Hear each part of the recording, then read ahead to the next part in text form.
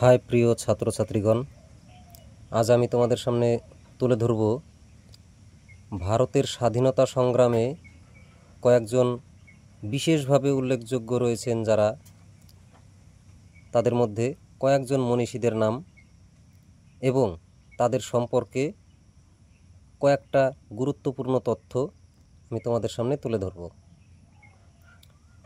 তাদের মধ্যে রয়েছেন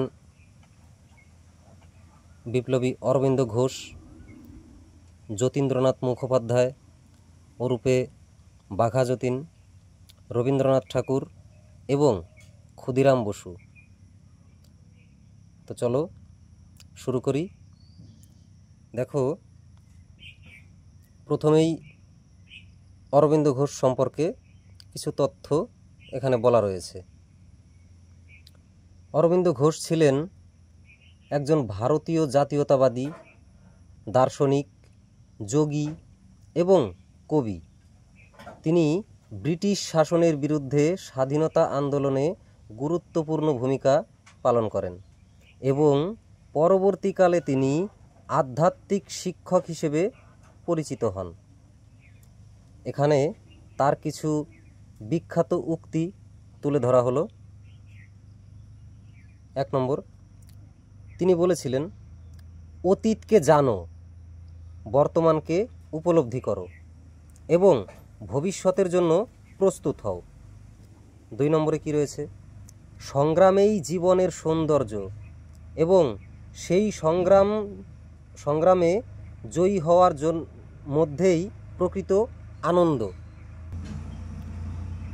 তিনি আরও বলেছেন, আত্মা উপলব্ধি জীবনের পরম লক্ষ্য, শক্তি ভিতরের, বাইরের নয়, প্রেম ও সেবার মাধ্যমেই বিশ্বকে জয় করা যায়। তো দেখো, এখানে সামান্য কয়েকটা উক্তি তুলে ধরা হলো এবং খুব অল্প পরিমাণেই অরবিন্দ ঘোষ সম্পর্কে এখানে জানানো হয়েছে। এবং তারপরে দেখো রয়েছে কি, যতীন্দ্রনাথ মুখোপাধ্যায় সম্পর্কে, ওরফে যিনি বাঘা যতীন নামে সকলের কাছেই পরিচিত। যতীন্দ্রনাথ মুখোপাধ্যায় ছিলেন একজন ব্রিটিশ বিরোধী বিপ্লবী নেতা। তিনি বাঘা যতীন নামেই সকলের কাছে পরিচিত। ভারতে ব্রিটিশ বিরোধী সশস্ত্র আন্দোলনে তিনি অত্যন্ত গুরুত্বপূর্ণ ভূমিকা পালন করেছিলেন। বাঘা যতীন ছিলেন বাংলার প্রধান বিপ্লবী সংগঠন যুগান্তর দলের প্রধান নেতা। তিনি ছিলেন ভারতে ব্রিটিশ বিরোধী আন্দোলনের একজন সক্রিয় কর্মী। তিনি ঝিনাইদহ জেলার অধিবাসী ছিলেন। তো এনার সম্পর্কেও খুব স্বল্প পরিমাণেই বলা হলো। তোমরা আগামীতে বড় হয়ে এনাদের সম্পর্কে আরও অনেক কিছুই জানতে পারবে। চলো এবারে চলে আসি আমি আমাদের সকলের পরিচিত, ছোট থেকে বড় সবার পরিচিত কবিগুরু, যাকে বিশ্বকবি আখ্যা দেওয়া হয়েছে, রবীন্দ্রনাথ ঠাকুর সম্পর্কে। দেখো, রবীন্দ্রনাথ ঠাকুর বাংলা সাহিত্য ও সংস্কৃতির এক উজ্জ্বল নক্ষত্র, যিনি জন্মগ্রহণ করেছিলেন 1861 খ্রিস্টাব্দে কলকাতার জোড়াসাঁকোর ঠাকুর বাড়িতে। তিনি একাধারে কবি, সাহিত্যিক, নাট্যকার, সুরকার, দার্শনিক ও চিত্রশিল্পী ছিলেন। তাঁর লেখা অসংখ্য গান, কবিতা, গল্প, উপন্যাস এবং নাটক বিশ্বজুড়ে সমাদৃত অর্থাৎ ছড়িয়ে রয়েছে। রবীন্দ্রনাথের কিছু বিখ্যাত উক্তি নিচে দেওয়া হলো। দেখো, 1 নম্বর, যদি তোর ডাক শুনে কেউ না আসে তবে একলা চলরে। এ কথার সঙ্গে আমরা অনেকেই পরিচিত, এমনকি এই বাক্য দিয়ে তিনি গানও রচনা করেছেন। 2 নম্বরে কি রয়েছে দেখো, এই তো ভালো, এই তো বেশ, এই তো আমার জীবন।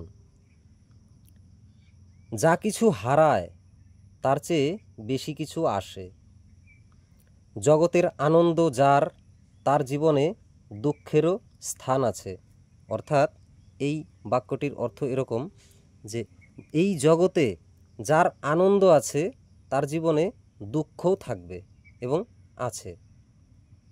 তো যাই হোক, এনাদের সম্পর্কে খুব অল্প বিস্তর আমি বলার চেষ্টা করলাম, কারণ এই ভিডিওটা তৈরি করা হলো শুধুমাত্র যারা ছোট রয়েছে তাদের জন্য। কোনো কোনো স্কুল থেকে এই বিষয়টা সম্পর্কে তোমাদের প্রজেক্টও দেওয়া হয়েছে, যেমন হতে পারে ক্লাস 7, 8। তো যার জন্যই খুব অল্প পরিমাণেই এখানে দেওয়া হলো তাদের বিষয়ে। তো এবার আমরা চলে যাব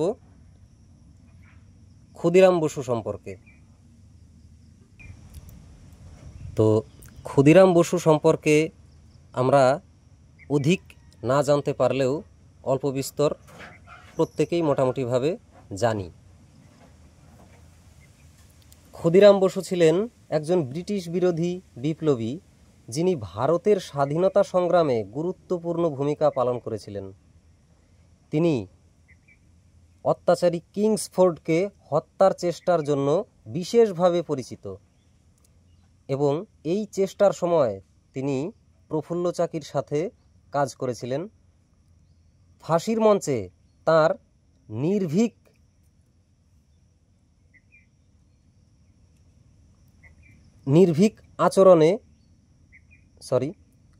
আচরণ আজও স্মরণীয়।